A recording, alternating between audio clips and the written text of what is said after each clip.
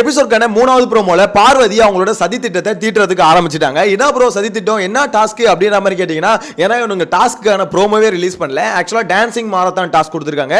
இந்த டாஸ்கா இவனுங்க ஒழுங்கான டாஸ்க்கே கேவலமா தான் ஆடுவானுங்க. இந்த டான்ஸ் டாஸ்க் எங்க இருந்து ஆட போறானுங்க அப்படின்ற மாதிரி கேட்டீங்கன்னா, இது பேர் தான் டான்சிங் மாரத்தான். ஆனா இதுல வந்து பாத்தீங்கன்னா வச்சிருக்க ட்விஸ்ட் வந்து ஏகப்பட்ட ட்விஸ்ட் வச்சிருக்காரு. ஆக்சுவலா பார்க்கும்போது உங்களுக்கு லிட்டரலா புரியாது என்னடா பண்றாங்க. ஒரு பக்கம் டைமை கால்குலேட் பண்றாங்க, ஒரு பக்கம் டான்ஸ் ஆட சொல்றாங்க, ஒரு பக்கம் காஸ்டியூம் வச்சிருக்காங்க. என்ன மேட்டர், ஒரு 3 விஷயத்தை வச்சுட்டு ஒரு மாதிரி டைம் வர பிக் பாஸ் வர சொல்றேன்னு சொல்லியிருக்காரு அப்படின்ற மாதிரி தான் இருக்கும். எனக்கும் அப்படிதான் இருந்தது. ஆக்சுவலா ரொம்ப நேரம் உத்து கவனிச்சதுக்கு அப்புறம் தான் தெரிஞ்சது, ஓ இதுதான் மேட்டர் அப்படின்ற மாதிரி. இந்த டாஸ்க்கை பொறுத்த வரைக்கும் டான்ஸ் ஆடுறது மேட்டர் கிடையாது. ஏன்னா டான்சிங் மாரத்தான் டாஸ்க் இவனுங்களுக்கு கொடுத்தா சொதப்பிடுவானுங்க அப்படின்றது அவருக்கும் கிளீனா தெரியும். ஏன்னா இவனுங்க காலையில மார்னிங் டாஸ்க்கு டான்ஸ் ஆடுவாங்க தெரியுமா, அது மார்னிங் டாஸ்க்ன்ற பாருங்க, மார்னிங் சாங்குக்கு. ஸோ அந்த இடத்துல டான்ஸ் ஆடும்போதே ஒருத்தனும் டான்ஸ் ஆட போறது இல்லை, ஒழுங்கு ஆடினது இல்லை. ஸோ அப்படி இருக்கும்போது இதுல ஒரு ஸ்டேஜ் போட்டு டான்ஸ் ஆடுன்னு சொன்னா அப்படியே ஆடி தள்ளிடுவாங்க பாருங்க. அது பிக் பாஸ் டீமுக்கும் தெரியும், பிக் பாஸுக்கும் தெரியும். அதனால தான் தெளிவா என்ன பண்ணிட்டானுங்க, டான்ஸ் ஆடுறத மட்டும் கொடுத்தா சொதப்பி வச்சிருவானுங்க, மக்கள் எல்லாம் காரி தூப்புற மாதிரி ஒன்று பண்ணிடுவானுங்க அப்படின்னு சொல்லிட்டு உருப்படியான ஒரு வேலையை பார்த்துருக்காங்க.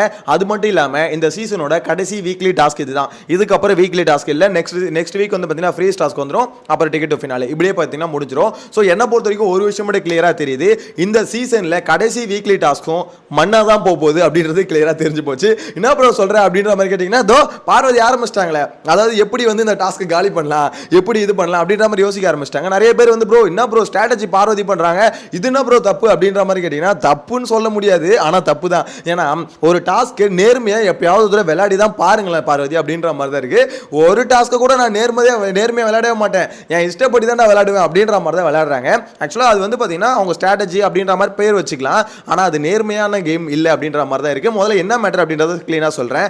ஆக்சுவலா இங்க பிக் பாஸ் வந்து பாத்தீங்கன்னா டான்சிங் மாரத்தான் டாஸ்க் கொடுத்துட்டு 3 டீமா வந்து பிரிச்சுட்டாருன்னு வச்சுக்கோங்களேன். ஸோ இந்த 3 டீமும் ஒரு இதுல வந்து பாத்தீங்கன்னா 3 வட்டம் ஒன்று போட்டிருப்பாங்க. அந்த ஒவ்வொரு வட்டத்திலையும் நின்றுக்கிட்டு ஒருத்தர் செகண்ட்ஸ், இன்னொருத்தர் மினிட்ஸ், இன்னொருத்தர் ஹவர்ஸ், இந்த மாதிரி வந்து கால்குலேட் பண்ணணும். அதாவது பிக் பாஸ் சொல்ல டைமை வந்து பாத்தீங்கன்னா கரெக்டா கணிக்கணும். எக்ஸாம்பிளுக்கு பார்த்தீங்கன்னா இப்போ 35 நிமிஷம் அப்படின்ற மாதிரி சொல்லியிருக்காரு. ஸோ 35 நிமிஷம் அப்படின்னு சொல்லிட்டா அந்த 35 நிமிஷத்தை யார் ஃபஸ்ட்டு, அந்த 3 டீமில் எந்த டீம் ஃபஸ்ட்டு கால்குலேட் பண்ணிட்டு சொல்லிட்டு அந்த பஸர் அடிக்கிறாங்களோ, நெக்ஸ்ட் வந்து பார்த்தீங்கன்னா அவங்க வந்து அந்த காஸ்டியூம்ஸ் ஒன்று இருக்கும், அந்த காஸ்டியூம்ஸை மாட்டிக்கிட்டு அவங்க போய் அந்த ஸ்டேஜில் டான்ஸ் ஆடணும், அவங்க கேட்குற பாட்டை வந்து போடுவாங்க. ஸோ இதுதான் பார்த்தீங்கன்னா கான்செப்ட். ஸோ இதில் வந்து ஃபஸ்ட்டு யார் பண்ணுறாங்களோ அந்த டீம் வின். ஓகேங்களா, இதே மாதிரி டெய்லி எனக்கு தெரிஞ்சு வந்து பார்த்தீங்கன்னா டாஸ்க்கை மாற்ற போகிறாங்க அப்படின்ற மாதிரி தான் இருக்குது. ஏன்னா அவர் வந்து பார்த்தீங்கன்னா நிறைய ட்விஸ்ட் இருக்கும் அப்படின்ற மாதிரி தான் பிக் பாஸ் சொல்லியிருக்காரு. ஸோ தினமும் ஒவ்வொரு கான்செப்டில் வந்து டாஸ்க்கை மாற்ற போறாங்க. வெறுமனே டான்ஸை மட்டும் ஆட வச்சா இவனுக்கு ஆடுறதை நம்மளால பார்க்கவே முடியாது. காலையில மார்னிங் அதாவது நம்மளுக்கே எப்படி இருக்குன்னா, தினமும் காலையில இவனுக்கு டான்ஸ் ஆடுறது அந்த டீம் பார்க்குதுல, அந்த டீமுக்கு தெரியாது இவனுங்களை ஆட விட்டா உருப்படாது, இவனுங்களை ஆட வேணாம், ஆடுற மாதிரி ஒரு டாஸ்க்கை கொடுத்து அதுக்கு வகையில் பார்த்தீங்கன்னா நிறைய சண்டை வரதுக்கு என்ன பண்ணணுமோ அதை பண்ணலாம்னு சொல்லிட்டு முடிவு பண்ணியிருக்காங்க. கண்டிப்பாக ஏகப்பட்ட சண்டைகள் வரப்போகுது. இதில் வந்து டைமை கால்குலேட் பண்ணுறது தான் மெயினான மேட்டர்னு சொல்லியிருந்தேன். ஸோ இந்த இடத்துல பார்த்தீங்கன்னா கானா வினத்து, சாண்ட்ரா, திவ்யா இவங்களாம் ஒரு டீமில் இருக்காங்க. அதாவது இந்த டீம் ஒவ்வொன்றும் பிரித்து போட்டிருக்காங்களே, அது வந்து பார்த்தீங்கன்னா ரேண்டமாக தான் பிரித்தது, அதாவது சூஸ் பண்ணி இப்படி இப்படின்லாம் பிரிக்கல, அது குழுக்கள் முறையில் தான் எடுத்தது.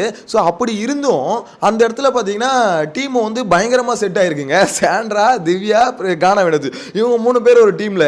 இந்த டீம் பார்த்தீங்கன்னா எப்போ கலவரம் வரும் ஆல்ரெடி பார்த்தீங்கன்னா காத்துக்கிட்டு இருக்கு, ஏதாவது ஒரு சின்ன ட்ரிகர் பாயிண்ட் வந்தாலும் 3 அடிச்சுக்கிட்டு ஓடிடுங்க. ஸோ அப்படிப்பட்ட ஒரு டீமில் பார்வதி என்ன பண்ணுறாங்க, குழப்பத்தை வர வைக்க ட்ரை பண்ணுறாங்க.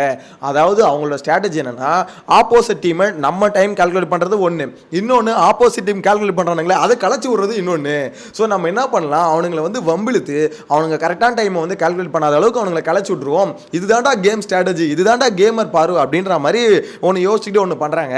ஆனால் என்ன பொறுத்த வரைக்கும் பார்வதி டைம் ஆல்ரெடி எல்லாருமே பார்த்தீங்கன்னா டைம் மிஸ் ஆகும், யாருமே பார்த்தீங்கன்னா கரெக்டான டைம் வந்து கால்குலேட் பண்ண முடியாது, கண்டிப்பாக முன்ன பின்ன தான் இருக்குன்னு வச்சுக்கோங்களேன். அப்படி இருக்கும்போது நீ கரெக்டாக உன்னோட டைமை கால்குலேட் பண்ணிவிட்டு நீ ஃபஸ்ட்டு போய் பஸர் அடித்தாலே போதுமே, அதை ஒழுங்காக பண்ணி தொலைய, அதை விட்டுட்டு அடுத்து வந்து அதை இதனால தான் உருப்படுறதே இல்லை.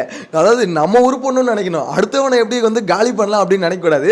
ஆனால் பார்வதியோட ஃபஸ்ட்டு ஃபோக்கஸ் எங்கே போகுதுன்னு பாருங்கள். எப்படியாவது இது பண்ணி பார்வதி கனி 2 பேரும் கொஞ்சம் ஸ்ட்ராட்டஜி போகிறாங்க, நீ டைமை வந்து இப்படி கால்குலேட் பண்ணு அப்படின்ற மாதிரி ஐடியா கொடுத்துட்டு ஆப்போசிட் டீமில் இருக்க ஏதாவது வந்து பார்த்தீங்கன்னா ஏதாவது பண்ணணும். ஸோ அப்படின்னு சொல்லிட்டு ஃபஸ்ட்டு பார்த்தீங்கன்னா கனி என்ன சொல்கிறாங்க, கமுர்தினை வந்து இந்த மாதிரி சண்டை வலிக்க சொல்லு அப்படின்ற மாதிரி கனியை சொல்றாங்க, இது கமுர்தினை சொல்றாங்க.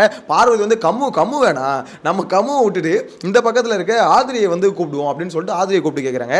கனி கூப்பிட்டு ஆதிரியை கூப்பிட்டு கேட்டாங்க, இந்த மாதிரி ஏமா ஒன்று நீ கலாய்க்கிறியா இல்லை கானா இது கமுர்தினை கலாய்க்க சொல்லவா, என் மற்ற ஆப்போசிட் டீம் வந்து ட்ரிகர் பண்ணும் அப்படின்ற மாதிரி சொல்றாங்க. ஸோ இந்த இடத்துல ஆதிரியை கிட்ட வந்து டாஸ்க்கை கொடுக்குறாங்க, நீ வந்து கானா வினோத்துக்கிட்ட வம்பிழுத்து அவர் ஃபோக்கஸ் வந்து பார்த்தீங்கன்னா டைவர்ட் பண்ணு அப்படின்ற மாதிரி சொல்றாங்க. இதில் தான் கலவரம் ஆரம்பிக்க போது. எனக்கு தெரிஞ்சு இவனுங்க போடுற சண்டையில் எல்லாருமே டைமை மிஸ் பண்ணுற போறானுங்க, மறந்துட போறானுங்க அப்படின்னு அப்படின்ற மாதிரி தான் தோணுது. பிக் பாஸே வந்து கத்த போறாரு, ஏமா என்னம்மா டைமை கால்குலேட் பண்ண சொன்னா எதுக்குமா கத்திட்டு இருக்கீங்க, எதுக்குமா இந்த மாதிரி கதறிட்டு இருக்கீங்க அப்படின்ற மாதிரி அந்த மனுஷனே கேட்க போறாரு. ஏன்னா நேர்மையாக நீங்கள் டைமை கால்குலேட் பண்ணாலே கரெக்டான டைமே கால்குலேட் பண்ண முடியாது, கண்டிப்பாக மிஸ் ஆகிடும். இது வரைக்கும் எத்தனை சீசனில் பார்த்துருக்கோம், ஏதாவது 1-2 டைம் கரெக்டாக பண்ணுவாங்க, மேக்ஸிமம் பார்த்தீங்கன்னா கரெக்டாக பண்ண முடியாது. அப்படி இருக்கும்போது தான் எப்படி உருப்படுறதுன்னு பார்க்காம அடுத்தவனை எப்படி அழிக்கிறதுன்னு ஃபோக்கஸ் பண்ணுறாங்க பாருங்க, அதுதான் பார்வதி, அதுதான் பீடன்றது. ஸோ எனக்கு கடைசி வரைக்கும் பார்வதி வந்து பார்த்தீங்கன்னா ஒரு இடத்துல கூட நான் வந்து இப்படி தாண்டா நான் வந்து சேஞ்ச் ஓவர், அதாவது ஒவ்வொரு கேரக்டருமே பார்த்தீங்கன்னா சில சேஞ்ச் காமிப்பாங்க, இப்படி இருந்த கேரக்டர் இப்படி மாறி இருக்கு அப்படின்ற மாதிரி இவ்வளோ நாள் இருந்திருக்காங்களே, ஏதாவது ஒரு சேஞ்ச் நடக்கும். ஆனால் பார்வதி கிட்ட மட்டும் அப்படிப்பட்ட சேஞ்சே இல்லை. ஆரம்பத்தில் நாள் எப்படி பார்வான உள்ளே இருந்தனோ வெளியே போற வரைக்கும் நான் அப்படிதான்டா இருப்பேன் அப்படின்ற மாதிரி குறிக்கோளோட இருக்காங்க. ஆனா ஒரு விஷயம் சொல்லவா, பார்வதி மாதிரி ஒரு கேரக்டர் இருக்கிறது நல்லதுதான் போல. ஏன்னா கேம் கொஞ்சம் இன்ட்ரெஸ்டிங்கா போகுதுல. ஏன்னா சும்மா அந்த டைம் கால்குலேட் பண்ண இருறா நான் பண்றது ஒரு மாதிரி கேப் மாதிரி வேலை தான், ஆனா அதை பண்றது மூலியமா ஏதோ ஒரு இன்ட்ரெஸ்டிங்கா கொஞ்சம் நடக்குதுல்ல, அது வரைக்கும் ஓகே அப்படின்ற மாதிரி தான் சொல்ல தோணுது. ஆனா இந்த டாஸ்கை பொறுத்த வரைக்கும் எனக்கு என்ன இன்ட்ரெஸ்டிங்கா பட்டுதுன்னா, பிக் பாஸ் வந்து வெறுமனைக்கு அந்த டான்ஸ் மட்டும் ஆடுறது அப்படின்ற மாதிரி வச்சு நம்ம எல்லாரும் வெறுப்பேத்தாம விட்டார்ல, அது வரைக்கும் பிக் பாஸ்க்கு வந்து பார்த்தீங்கன்னா கோடி புண்ணியம். நான் கூட நினைச்சேன் டான்ஸ் மாதிரி ஐயோ டான்ஸ் ஆடி சாவடிக்க போறானுங்க அவனுங்க அப்படின்ற மாதிரி தான் நினைச்சேன். பட் இதுல வந்து டாஸ்க், அதாவது என்ன பண்ணிருக்காங்கன்னா 2 டாஸ்க் ஒண்ணா சேர்த்துருக்காங்க. டைம் டாஸ்க்னு இதுக்கு முன்னாடி வந்துருக்கோம், சீசன் 4 எல்லாம் பார்த்துருப்பீங்க. டைம் டாஸ்க்னு ஒன்று இருக்கும், டைமை கரெக்டாக கால்குலேட் பண்ணால் அது ஒரு மேஜர் டாஸ்காக இருக்கும். ஸோ அந்த டாஸ்க்கு கூட பார்த்தீங்கன்னா இந்த டாஸ்க் வந்து ஆட் பண்ணியிருக்காங்க, ரெண்டுத்தையும் ஆட் பண்ணி புதுசாக ஒரு டாஸ்க் வந்து கொண்டு வந்திருக்காங்க. டான்ஸ் மாரத்தான் 2.0 அப்படின்ற மாதிரி ஒரு டாஸ்க்கை கொண்டு வந்திருக்காங்க.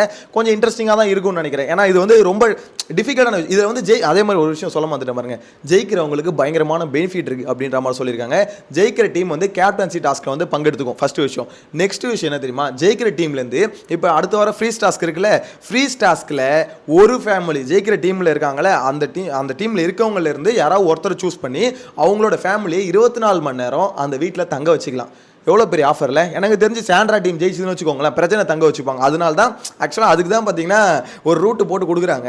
தயவு செஞ்சு இந்த வாரம் எவிக் பண்ணுறேங்கடா, டே வேணாண்டா, ஏன்டா முடியலடா, டே அடுத்த வாரமாடா, இதில் ஒரு வாரம் வேறு பார்த்தீங்கன்னா பிரஜன் ஃபேமிலியை கூட்டு வந்து விட்டு உள்ளே வச்சிங்கன்னு வச்சுக்கோங்களேன், அவ்வளோதான்டா முடிஞ்சிருண்டா. எனக்கு தெரிஞ்சு அவங்க டீம் ஜெயிக்குமான்னு தெரில, ஆனால் இவங்க ஃபோக்கஸ் வந்து பார்த்தீங்கன்னா ஸ்கெட்சு சாண்ட்ராக்கு தான் போட்டிருக்காங்களோ அப்படின்ற மாதிரி தோணுது. ஏன்னா இன்கேஸ் சாண்ட்ரா டீம் ஜெயிச்சு சாண்ட்ராவோட புருஷன், அதாவது பொண்டாட்டி, அது சரி புருஷன், அதுக்கடுத்து பிள்ளைங்க, இவங்கெல்லாம் ஒரு 24 மணி நேரம் உள்ளே உட்கார வச்சாங்கன்னா அவங்களுக்கு வந்து பார்த்தீங்கன்னா அது ஒரு எமோஷனல் கண்டென்ட்டாக கிடைக்கும் அப்படின்ற மாதிரி சேனல் நினைக்கிறாங்க. அதை நோக்கி தான் புஷ் பண்ணுறாங்க. சேனலில் சாண்ட்ராவை எவிக் பண்ணாமல் வச்சிருக்க காரணமே அதான். நான் லாஸ்ட் வீடியோவில் சொல்லியிருந்தேன், சாண்ட்ராவை தூக்காமல் இருக்கிறது ஒரே காரணம் இந்த ஃப்ரீஸ் டாஸ்க் தான் அப்படின்ற மாதிரி. ஸோ அந்த ஃப்ரீஸ் டாஸ்கில் சாண்ட்ராவோட ஃபேமிலி வரும்போது அந்த மொமெண்ட் வந்து பார்த்தீங்கன்னா பயங்கரமாக ஒரு மாதிரி மெகா சீரியல் மாதிரி இருக்கும். ஸோ அதுக்காக தான் பார்த்தீங்கன்னா சேனல் வந்து ஓகே அந்த ஒரு கண்டென்ட்டுக்காக வெயிட் பண்ணலாம்டா, பரவாயில்லடா, சாண்ட்ரா எவ்வளோ போலம்னாலும் சரி நம்ம கேட்கலாம்டா, தாங்கலாம்டா அப்படின்ற மாதிரி அவங்க வந்து ஒரு மன உறுதியோடு காத்துக்கிட்டு இருக்காங்க. பார்க்கலாம். எனக்கு தெரிஞ்சு இந்த வாரம் சாண்ட்ராவை தூக்கலாம் மாட்டாங்க. அவங்க எவிக்ஷனில் ஓட்டே இல்லைனாலும் கூட சரி சாண்ட்ராவை தூக்க மாட்டாங்க.